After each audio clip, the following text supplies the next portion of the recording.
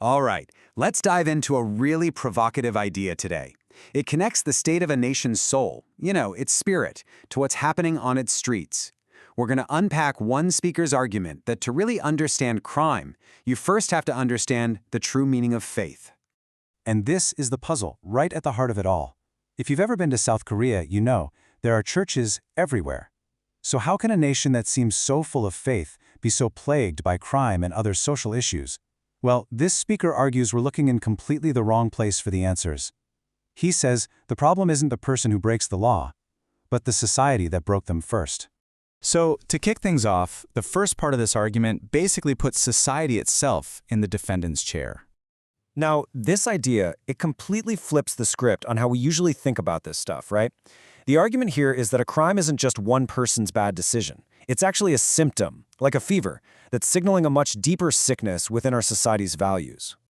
So, what is that sickness? Well, according to this speaker, it's our obsession with materialism and greed. He says society has become this kind of factory that produces what he calls fools. Now, he doesn't mean people who aren't intelligent. He means people who are so lost chasing wealth that they've totally lost their sense of purpose, and they just drift into this destructive behavior. And that brings us to the absolute core of this whole philosophy.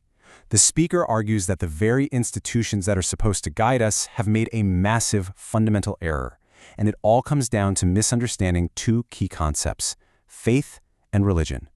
Okay, so first, let's look at faith, or shinang in Korean. The speaker defines this not as some kind of enlightenment, but as pure dependency. It's what you do when you're struggling, when you're at rock bottom. You cling, you ask for help, you seek pity.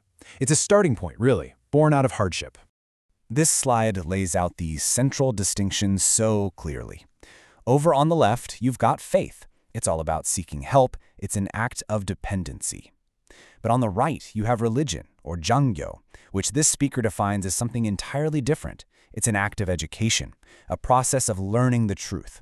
And his core argument is that our institutions have gotten these two totally confused. So this is the crucial point. Religion, in this specific view, isn't about what you believe. It's about what you learn. Think of it like a form of higher education, but one that's focused on understanding the fundamental truths of how the world, how nature itself actually operates. It's about finding real, concrete answers, not just asking for help. Now, with that framework in mind, the speaker delivers this really powerful critique of our modern institutions. He's basically claiming they've completely missed their true purpose.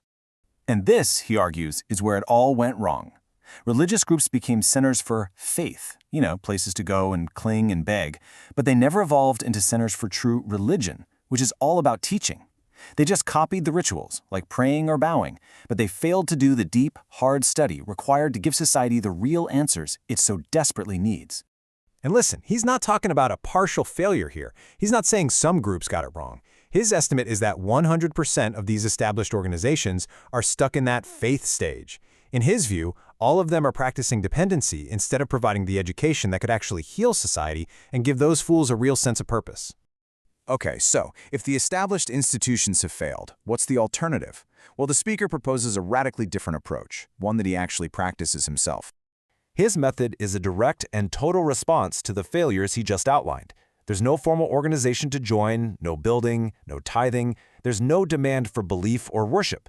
The entire model is based on this simple, powerful exchange.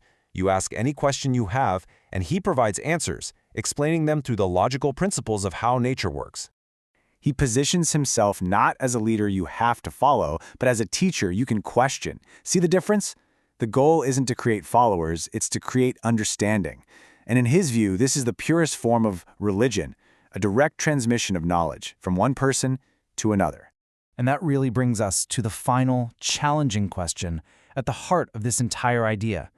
When people seek out a spiritual path, what are they truly after? Is it the comfort that comes from faith? Or is it the clarity that comes from real answers? According to this speaker, the future of our society might just depend on which one we choose.